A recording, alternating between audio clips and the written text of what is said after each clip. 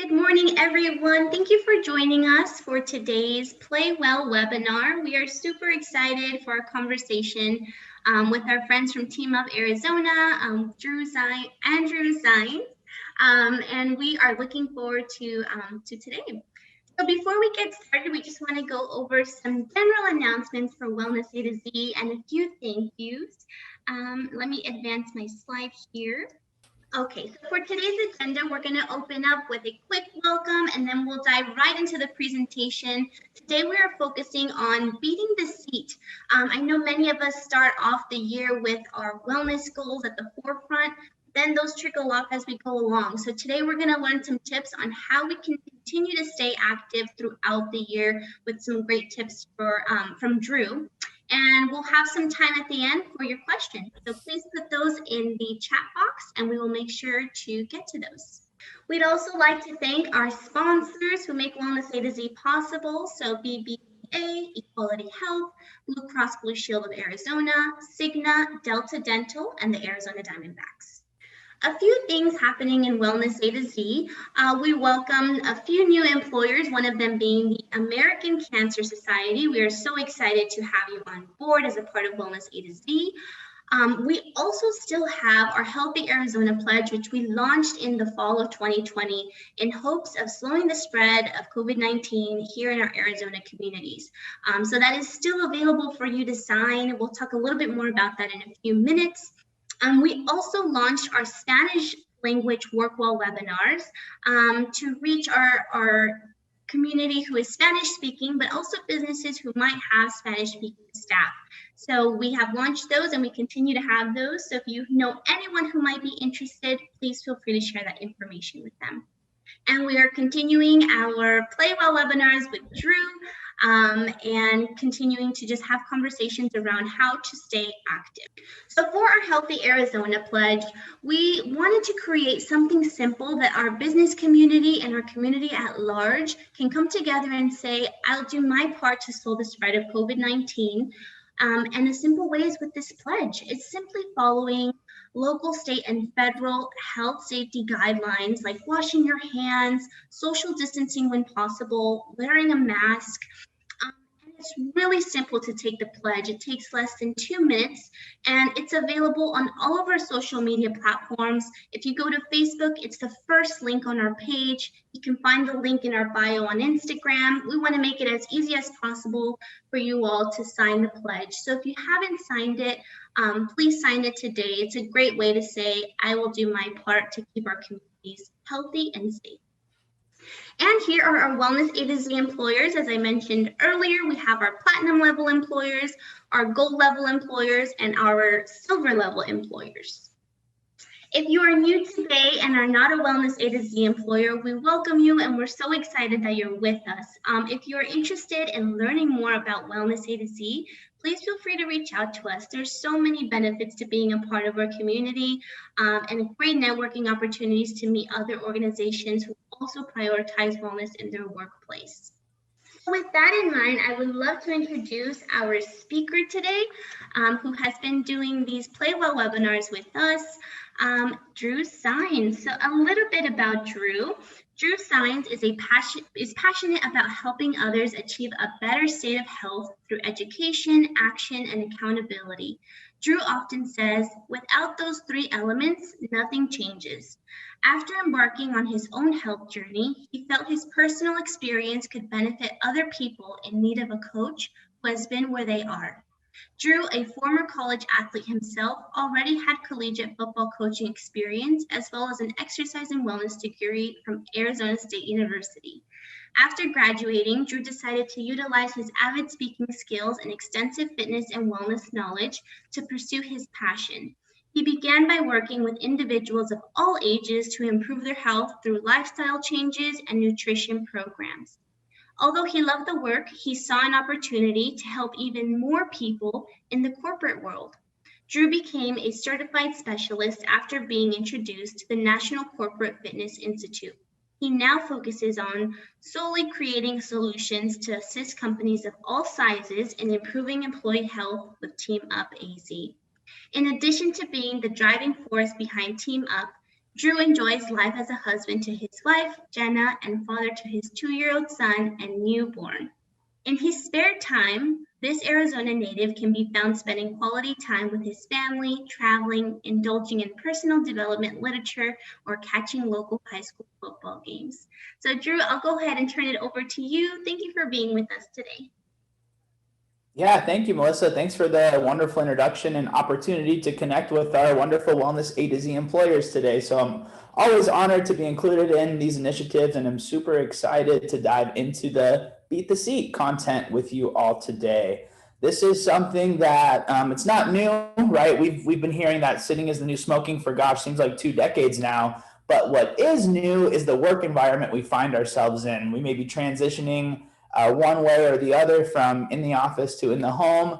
But what we know is time tested that we need to make sure we are not sitting for long periods throughout the day to not impact our health in a negative way. So glad to be here, and I'm excited about this topic because it's definitely timely and definitely impactful to your health and to the health of your organization.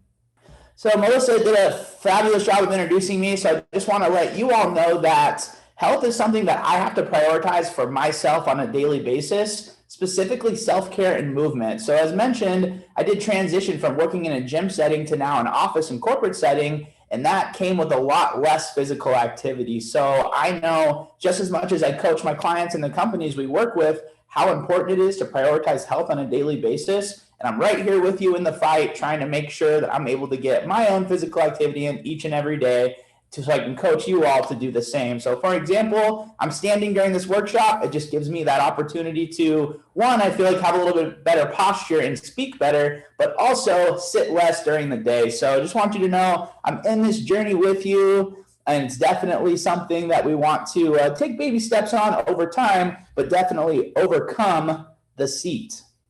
So with that in mind, first we want to understand what's causing the beat the seat phenomenon. When I first started speaking on Workday movements, it was definitely pre-COVID. So the big issue then was like traffic and not enough time, and people just being so stuck to their desk they weren't able to get outside. And now it's kind of flipped the script a little bit. So we'll discuss the differences in workspace and how you can improve your physical activity regardless of where you're at.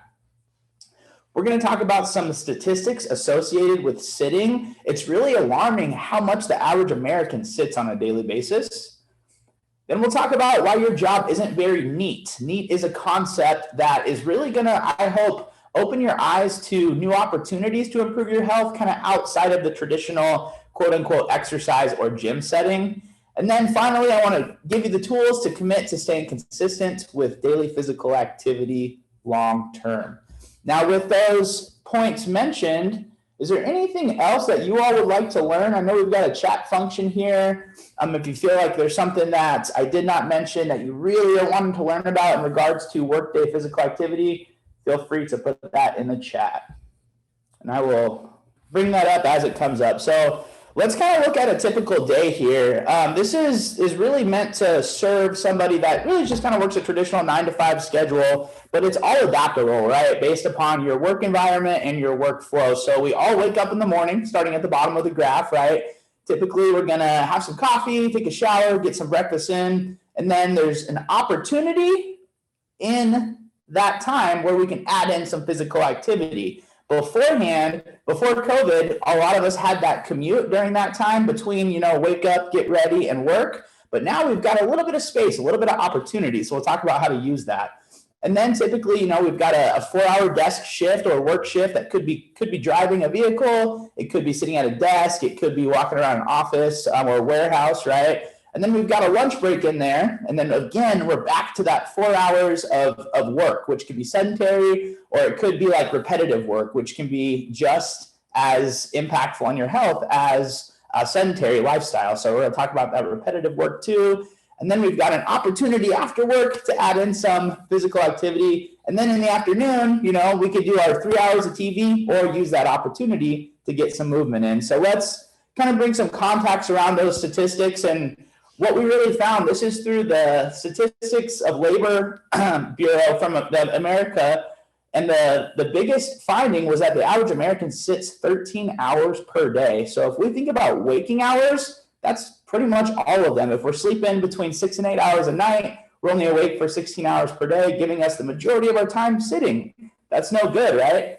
We also sleep 8 hours per day on average, and we only 30% of us in America devote time to planned physical activity. So really what had happened over time is as we adopted these kind of workday block schedules, when the Industrial Revolution came about a decade ago, we really conformed our work day and our physical activity around our commitments, which is common, right? I mean, everyone's gonna kind of fit their schedule the way they best do for themselves. However, what we're finding is that it is not allowing us to get in the movement that we need.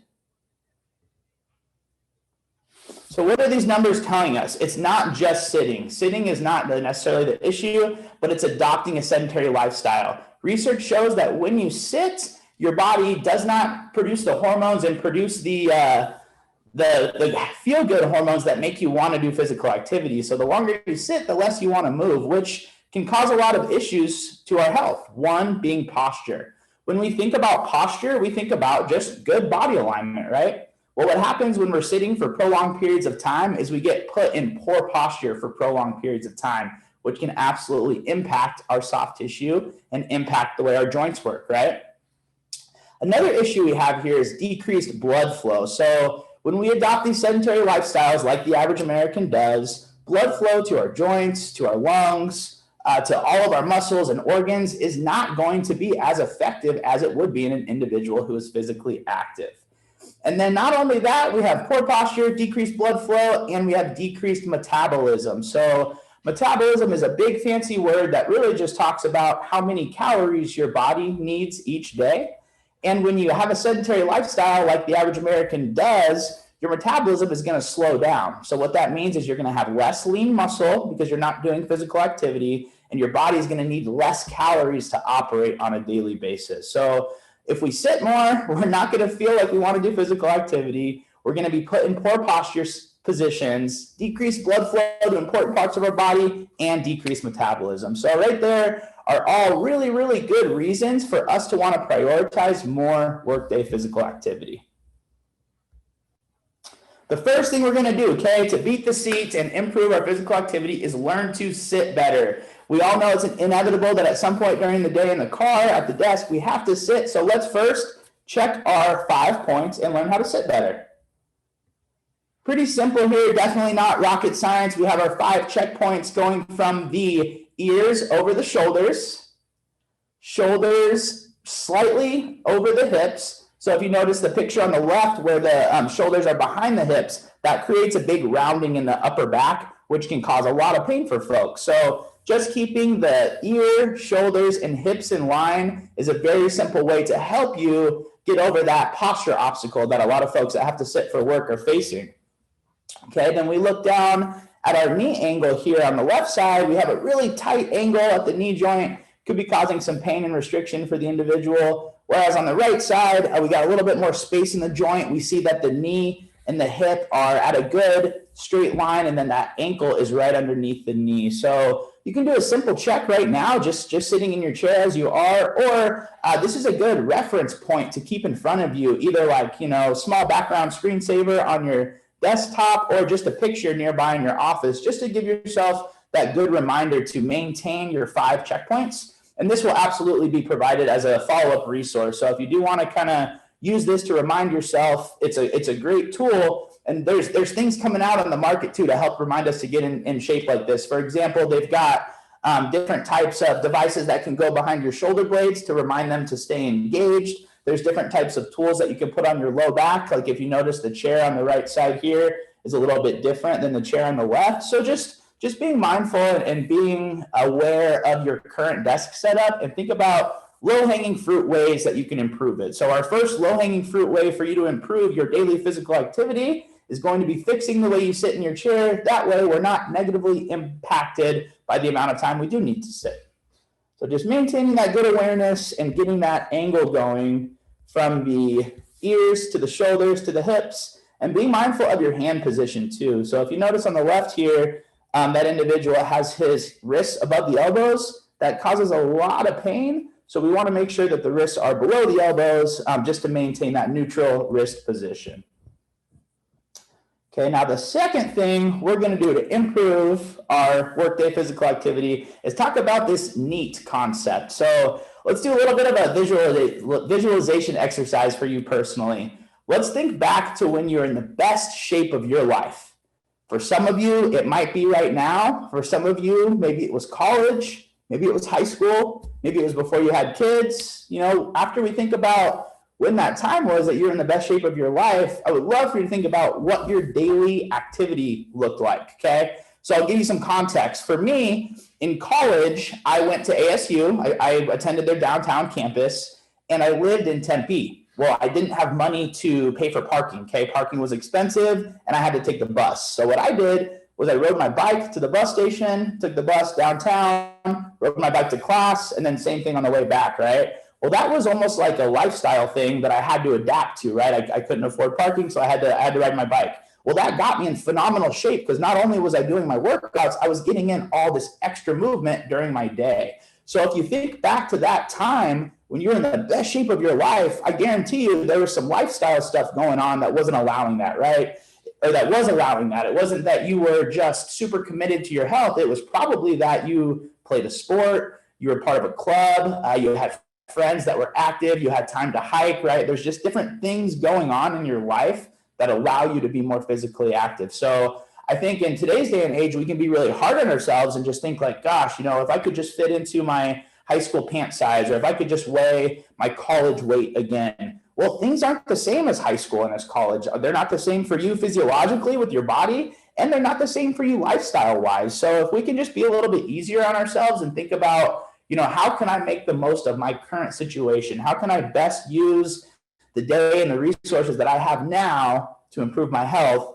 And keep in mind, yes, I was once in the best shape of my life. And how can I recreate those lifestyle habits, those resources, and those routines that I was doing at that time?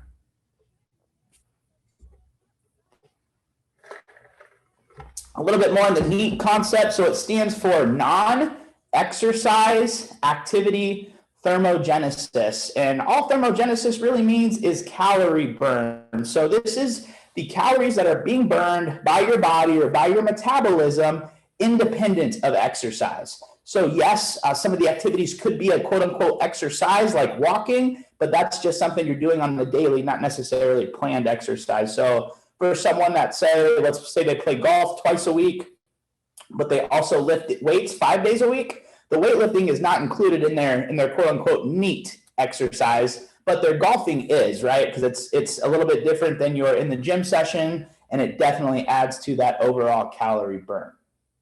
So we'll dive into this concept a little bit more. So the non-exercise activity thermogenesis, it is happening all the time. When you're sitting, you're burning calories. When you're standing, you're burning calories. When you're walking, you're burning more calories. Same thing with chores around the house. And the way that we can get our body to burn more calories and be more effective at this, a few different ways. So the first way is going to be to have more lean muscle mass. People that have more lean muscle mass are going to burn more calories outside of exercise than those that have less lean muscle mass. It requires more energy physically to move your body with muscle mass than it does without. Kind of sounds counterintuitive, but that muscle needs calories and needs fuel to be maintained. So that's your first way. And then your second way is just going to be to do more of it, okay? Your body is going to adapt much better and much more to these activities and these exercises if you're doing it more frequently. And we don't want to kind of start, you know, all the way on the far end where we're walking 5 miles a day. We just want to add in a little bit of the movement each day to help improve our NEAT score every day. For those of you that maybe wear a tracker like an Apple Watch or a Fitbit, typically it shows your calorie burn. And it's either going to say like your move calorie burn or just overall daily calorie burn. The non-exercise activity thermogenesis is the difference between your moving calories and your overall calories. So let's say you burn 1,000 calories because you did 2 workouts one day and you're very active, but overall you burned 2,500 calories that day. That 1,500 is going to be the difference, okay? So we can do a lot here physically with improving our health with this NEAT activity each and every week, in addition or independent of our exercise. So benefits of NEAT. So again, first thing I always like to touch on is our baseline numbers. When you're more physically active, your blood pressure, your blood glucose, your heart rate, all those things are going to be better. The body craves physical activity and it does a better job of self-regulating when physical activity is present. Okay, you're going to have that physical and mental agility. People that are always on the go and are always active just have the ability to do more, to accept more, to be more empathetic, to be more engaged in life. Just because, I mean, all the benefits of exercise and movement, they help your brain too. They help you produce feel-good hormones, feel-good neurons. They help you reduce stress. They help with overwhelm and mental fog. So you're going to have much more mental and physical agility and clarity when you are physically active. Job performance can go up because of all those same things, and confidence. People that are physically active on a daily basis, independent of weight training or independent of that planned exercise, are going to have more confidence because they know their body, they move well in their body, and they are committed to improving their health through things like non-exercise activity thermogenesis, increasing, doing simple things like adding in walks and stretching sessions each day, which we are actually going to go through together here in a bit. So of course, NEAT affects your waistline, but it's going to affect all these other things too. Really want to get you thinking about baseline health numbers, confidence, and job performance. So there's some good news. So yes, a lot of us in America are not physically active, right? We only 30%, according to the Labor Bureau, commit to physical activity on a daily basis. And we want to change that, right? So one, you can increase your physical activity during the workday. That's definitely some good news. There's going to be some boundaries and barriers around that, depending on your job, depending on the culture of your company. But we'll talk about those things and talk about how you can address them. Beating the seat during your work shift will help you lead an overall healthy lifestyle. So just by adding in a little bit more movement during the workday, it's really going to catapult to more activity, more exercise, more motivation, and more goals for you personally. Just like it says there, movement will lead to more movement.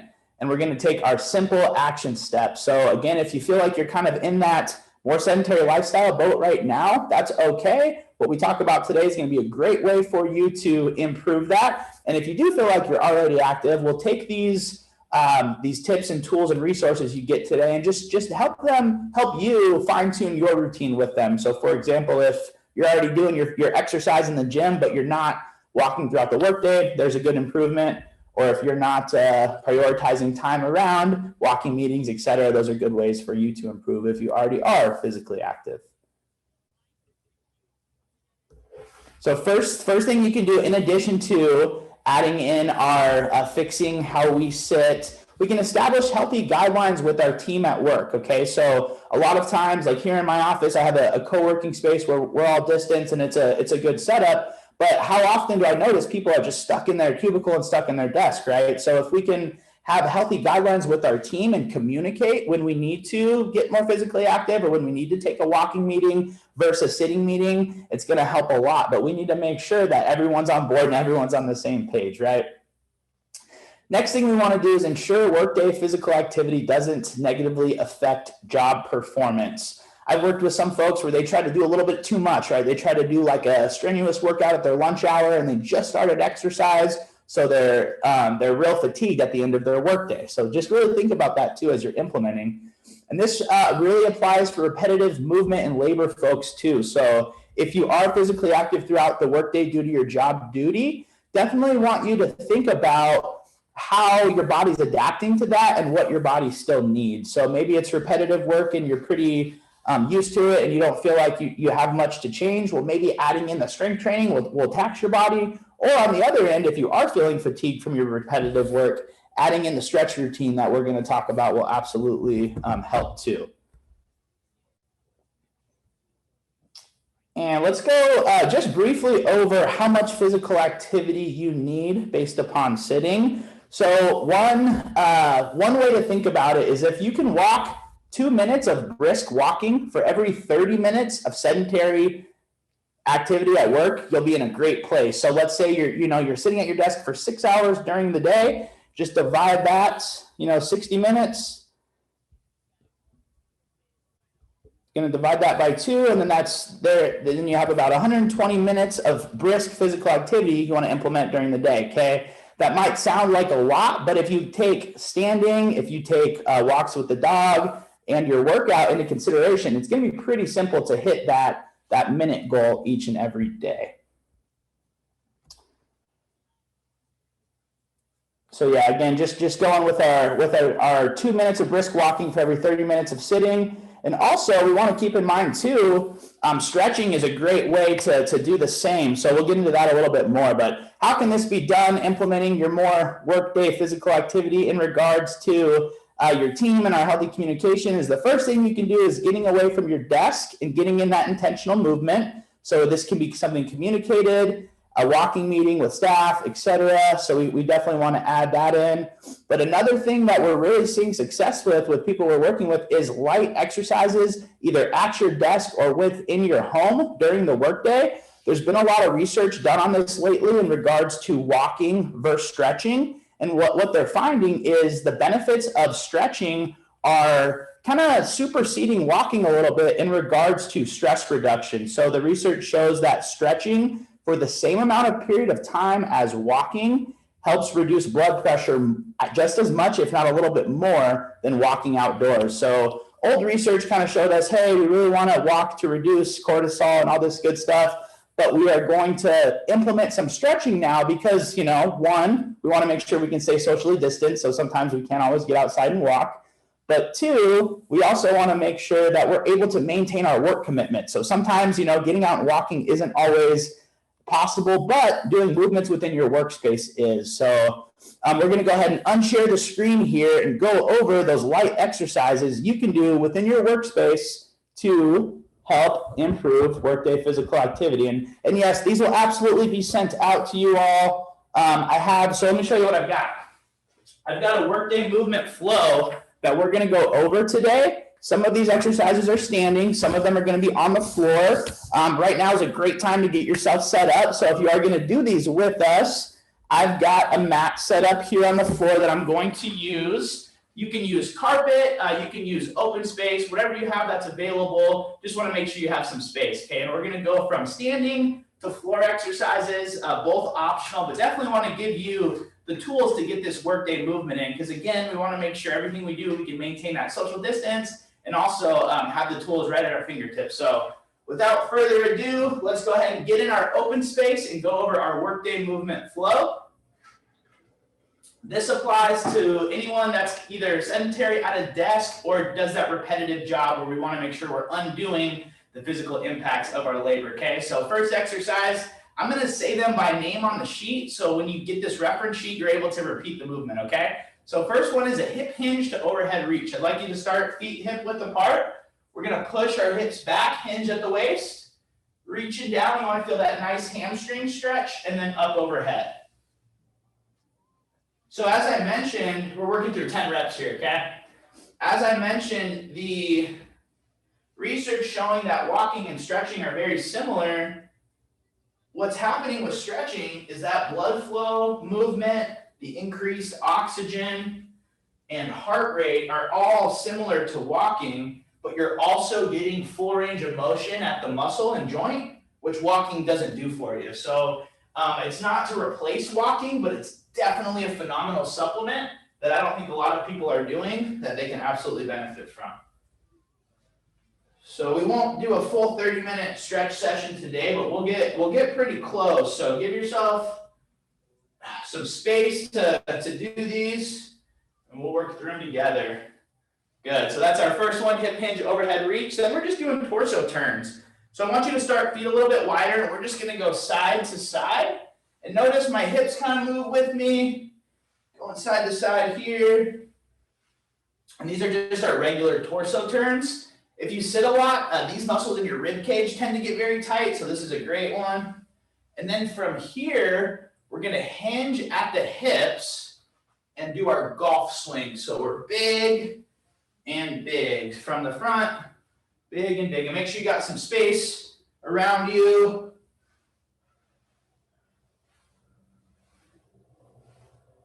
Good, so let's repeat those first three. Hip hinge, reaching down hamstring to overhead reach, thumbs up, thumbs behind you.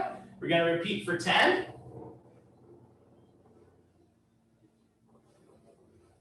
And one thing to think about too with our workday movement is get creative with when you can do it. Maybe it's the 40 minutes before your first work meeting, so you show up in your office and do this flow, or maybe it's 15 minutes of your 30-minute lunch, so you still have time to eat, but really try to make it convenient on yourself. Like always have your exercise mat available, have your stuff near you, so it doesn't take a lot of time. Good, and then second set, torso turns.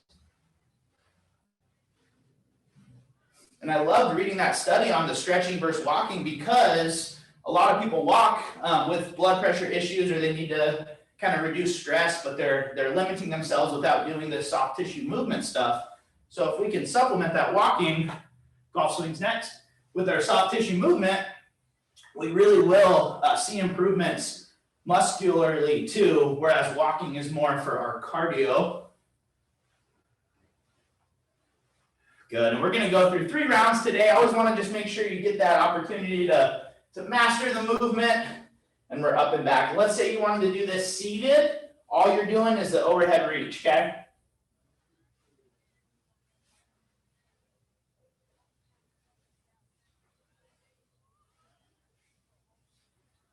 Awesome, torso turns. And again, movements are optional today, but I definitely want you to at least try them out within the next few days while they're top of mind. Okay, we're gonna take it down to the mat. Now, if you don't wanna go down to the mat and aren't comfortable, you can do these on a chair, simply hands on a chair, okay? So it'll look a little bit different, but you can do them hands on a chair. This first one is very common. It's our cat-cow movement to move our spine. So hands and knees, we're gonna tuck the toes under, round the back, and arch the back, working through 10.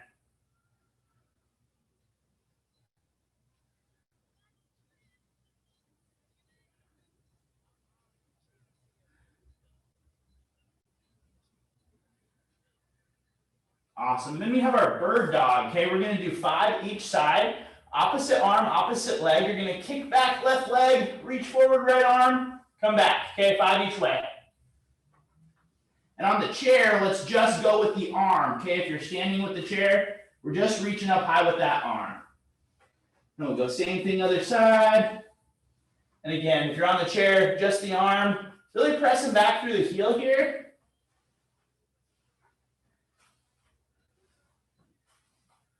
Good, and then we're going to go into our hip circle. So this segment is standing. The standing segment, I would say you can do in any attire. This segment here, you definitely want to make sure you have a little more exercise-friendly attire to do.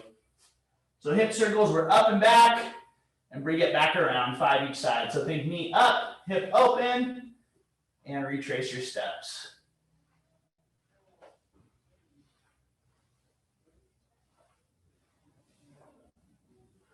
Good, and once you get your 5 in, we'll repeat on that opposite side.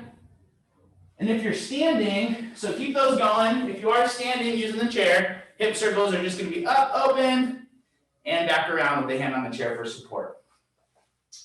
All right, and we'll go through this second time. So thinking hands and knees, cat-cow, big round, big arch, going for 10. So those of you doing this movement with us, just think, small amounts of time that you can fit this in your workday. So it's not a big feat, but it's getting done. Good, and bird dogs, 5 each way. Great for hip posture and core strength. Same thing other side.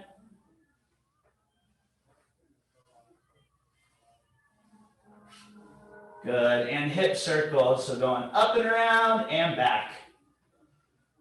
What's important too with this hip work is our glute muscles get very dormant during the workday, meaning they're not working because we're sitting on them, right? So doing this stuff helps with the mobility of that joint, but also it helps with the tissue quality of those muscles. So kind of doing 2 things here, activating and stretching out. Good. And then take a second when you're ready. If you need to rest your hands, totally do so. We're going to go through 3rd round here. Should really feel some more range of motion on that cat-cow for yourself. So we're big round, big arch, Flowing through that for 10.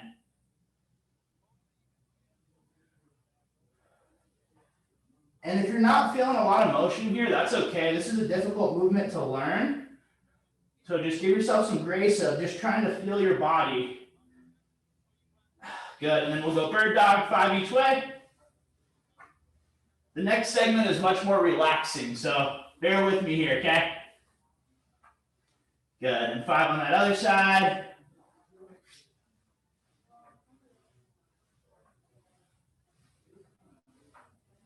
Awesome, hip circles. Think mobility and activation, so we should be feeling some activation in those muscles too. And same deal if you're standing, using that chair for support.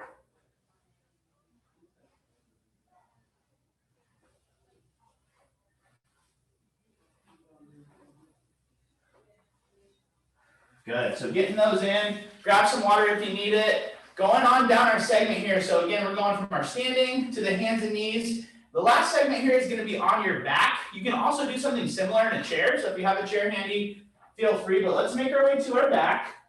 We grab a quick sit. We're gonna do 3 movements here.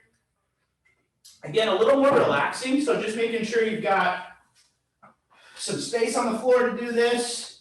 First one is gonna pull the right knee to the chest, behind the leg. Head relaxes. It's called a hamstring extension or floss. Getting these in. Thinking about the back staying flat on the floor. Good, same thing, other side. And then seated, you're just kind of on the edge of the desk, getting your knee motion in here.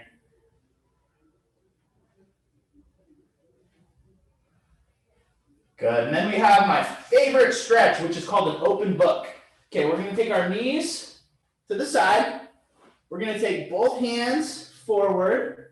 And with that top hand, we're gonna rotate, open, eyes go with you, come back. Your knees are gonna wanna pull apart, keep them together. Big rotate, big open, okay? Go ahead. Let's go for 10 here each way. Open books, going 5 and 5. Probably the best exercise to help us keep our hips stable and our torso mobile, which is how our body is supposed to work. And sometimes with ongoing, prolonged, sedentary lifestyle, that does not happen. So definitely want to give yourself some time to work through this movement, especially if you're feeling tight here at the chest, that's okay. Just do your best. Good, and then we'll go same thing other side, so feet come over opposite way. Knees come up, hands in front, big open. I'd say eyes follow the hand. If you're comfortable with that, or if you need to, if it's making you dizzy, keep those eyes forward.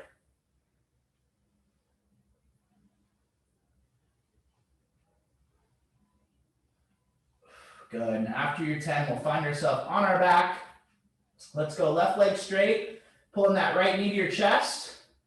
Seated, this isn't possible, so if you're sitting down in a chair still, just relax there for a second, or repeat one of the previous movements. Here on our back, we're gonna open up our right arm and take that left hand to pull that right leg across the body. And relax and breathe when you get there. So what we're doing here, like I said, when we're sitting, our glute muscles are inactive and tight. So they're shortened because of the way we're sitting, and they're inactive because they're not doing anything. So this stretch right here is really gonna help bring some length to those muscles and relieve some tension for you. Good, and when you're ready, same thing other side, we're gonna go left knee to the chest, pulling that opposite leg across, open up the arm, guiding that leg, and again, just getting a nice stretch on the outside of the thigh and glute.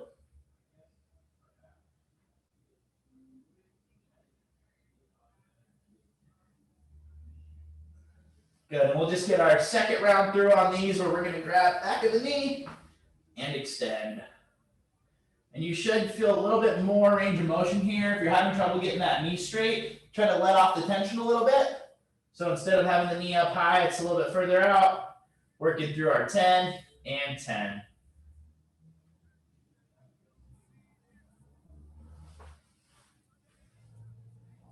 Switching sides there when you're ready.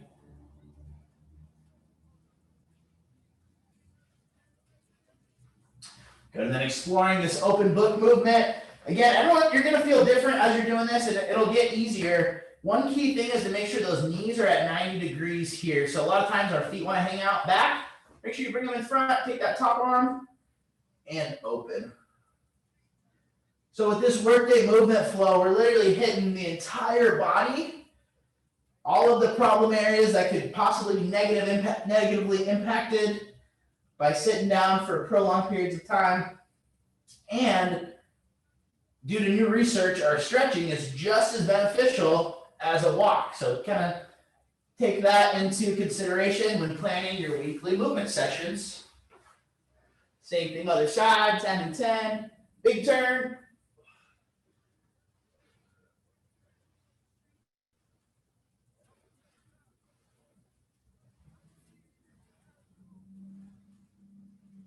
Awesome, and we'll finish our movement portion with left leg straight, right knee to the chest, pulling across body, thinking 3 to 5 big breaths each side.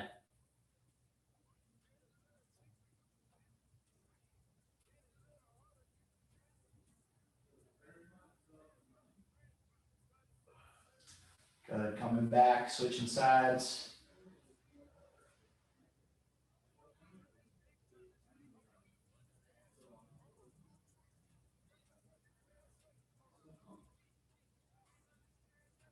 Good, back to center. I'm going to review this document real quick just to refresh everyone's memory and make sure we got them all. We have the hip hinge to overhead raise, torso turn, golf swing. Then we did our cat cow, bird dog, hip circle, and those last 3 were the hamstring floss, open book, and the quad pull. Pull across. So hamstring floss, open book, and pull across. So yeah, those are our Workday movements. Again, really focused on addressing the needs of the workday. So awesome job for those of you who were able to do that with us. And again, I want to kind of reiterate the time portion. So we're going to do 2 minutes of either active stretching like we did, or 2 minutes of brisk walking for every 60 minutes of sedentary time at the desk. Okay, so if you're working, 6 hours a day, then you're gonna need 12 minutes of brisk walking to undo that. So just really thinking 2 minutes of either brisk stretching or brisk walking for every 60 minutes of a sedentary lifestyle, or just sitting due to our environment, right? So if we can go ahead and get the PowerPoint back up, I will continue our education portion and wrap this all together for us.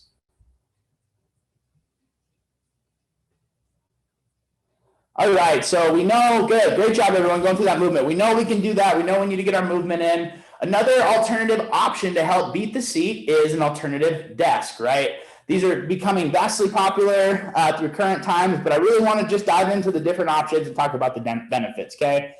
So the first one is a walking station. Not very common, but these are actual desks with treadmills underneath them. I know pre-COVID, some companies did purchase them to kind of keep in common areas, which is phenomenal. However, for most folks, it's just not practical, right? It's a big piece of machine. They're pretty expensive. They're showing that it does increase calorie burn, but what we're seeing is it's not really worth the investment. Okay, there's better ways. Okay.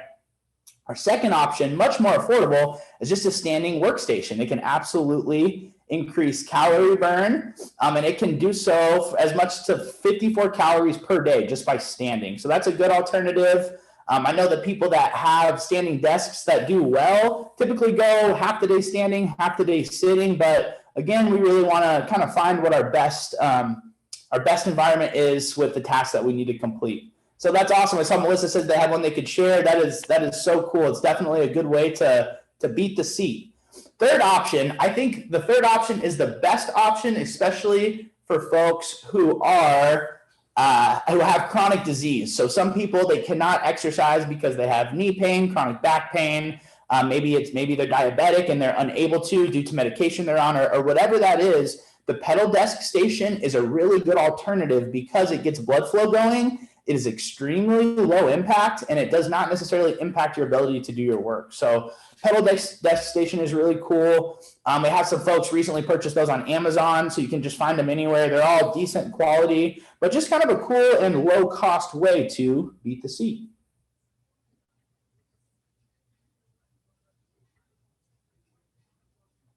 So yeah, there we have it for our, I think I've slipped one slide too far, but yeah, sorry about that. 1 second. Yeah, one slide too far. Sorry, Melissa, but yeah, there we have it for our Beat the Seat, implementing more Workday physical activity. As mentioned, I'll make sure you all absolutely get this, and I'm actually going to drop a link for it in the chat for you if you'd like it today. And I know Melissa said she will get it up on their website as well. Yes, we will get that up for you all on our website, along with the recording of today's webinar. It's also available on our Facebook page as well at Go Wellness A to Z. So if you want to revisit those stretches and see how they're done, that is available now on our Facebook page. Thank you so much, Drew. That was so awesome. I was able to get up and do some of those exercises, and they really did help. So thank you for that. Yeah, absolutely. You're welcome. I'm glad you're able to do them too. And yeah, in the chat. So that first one is the exercises for you. And I also included a stress elimination guide that's got some meditation and yoga resources. So feel free to grab that if you all feel like you need it. Perfect. Thank you so much. So Drew, I have a few questions for you in regards to movement in the workplace. And I also want to open it up to our attendees today as well, if you have any questions around what Drew shared or movement in the workplace. So how can we maintain consistency once we start an exercise regimen? How can we stay motivated to just continue exercising even on the days when we don't feel motivated or we're really busy?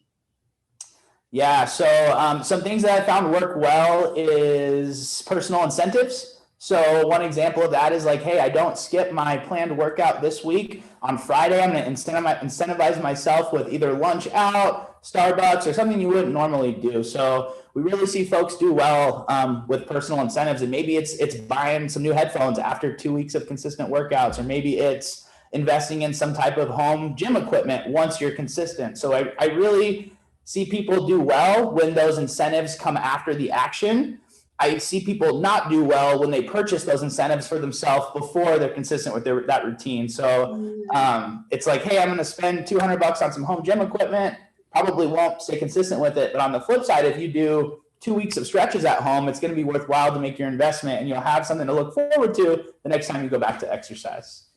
That's a great one. That for sure is. I know that myself, when I'm running, I look forward to getting some new running shoes after I've reached a certain milestone. So that's a great tip. What are some tips you would give to somebody who is starting an exercise regimen that maybe they should also keep in mind as they're starting a workout regimen, to prevent injuries, that kind of thing? Yeah, great question. One big thing we see is people not willing to accept their starting level. So in fitness and in health, I really think we can kind of break down everybody into 3 different segments. One is like very beginner, meaning you haven't done any planned exercise or planned physical activity at all. So that stage, you really want to start with just walking, stretching, low impact stuff.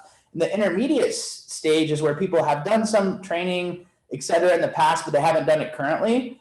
And that stage is where we see people kind of jump ship and go into do too hard stuff, right? They're doing CrossFit, they're doing burpees, and then they kind of hurt themselves. So I think one is just being willing to accept where you're at currently, and just being kind of kind with yourself as you progress. And if you're not able to do things you think you should be doing, just kind of reassess about your current state, kind of like when we talked about when you're in the best shape of your life. Circumstances were different. So just keep that in consideration as you embark on your new journey.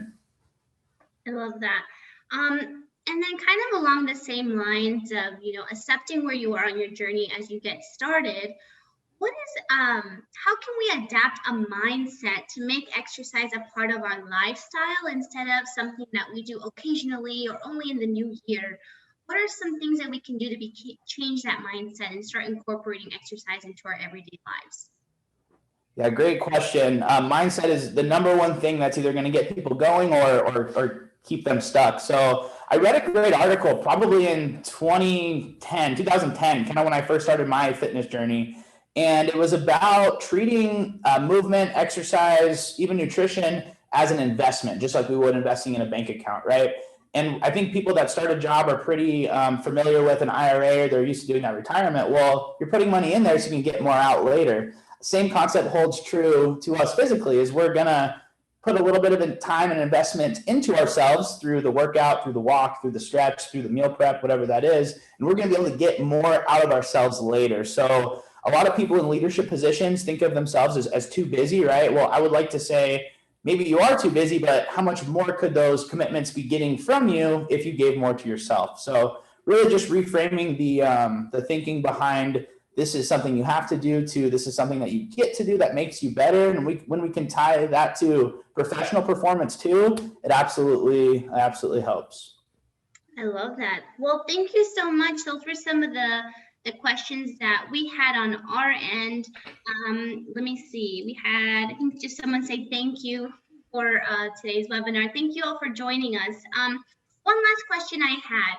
You know, when we're starting a workout regimen, we're excited and we kind of get a routine going, but then after a while, we might get tired of doing the same workout all the time.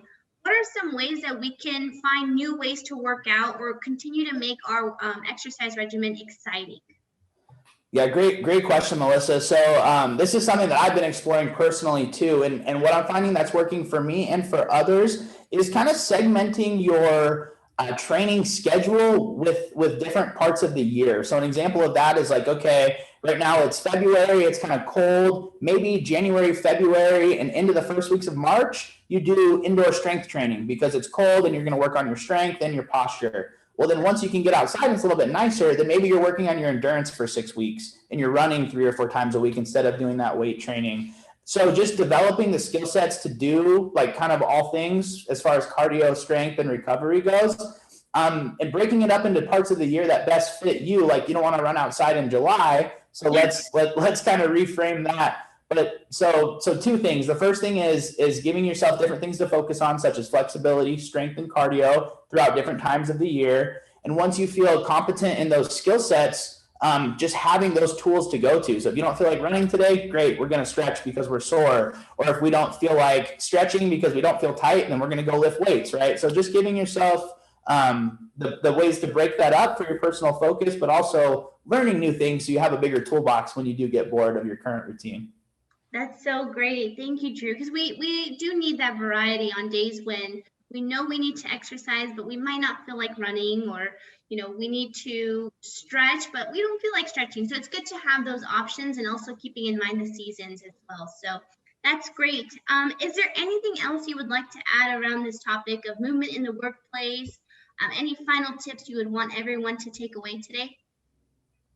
Just bringing it up and having the conversation. I do a lot of webinars and meetings with corporate clients, and people complain about like, no time to go to the bathroom and stuff like this. So if you can just have that conversation and make those things real, it'll start to kind of shift the conversation, and maybe you'll have a little more flexibility with walking meetings and with stuff like that. So definitely bring it up in a constructive and professional way, but don't be afraid to have that conversation if you feel like you're unable to get more physical activity in your workday. Yes, thank you so much. Well, Jennifer, can we bring up those slides one more time?